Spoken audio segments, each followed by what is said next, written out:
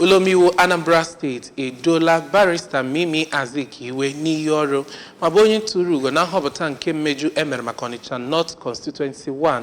Onye nta aka anyị n'ụlọ omeiwu Emmanuel Chibata ka akọtọpụ akụkọ ahụ. Ọkaiwu Azikiwe bụ nwaanyị nke abụọ sonyere ya bụ ụlọ omeiwu agba nke asatọ bụ onye na-anọchite anya Honorable Justice Azuka lara mmụọ dị ka a na-edu ya n'iyi ọrụ.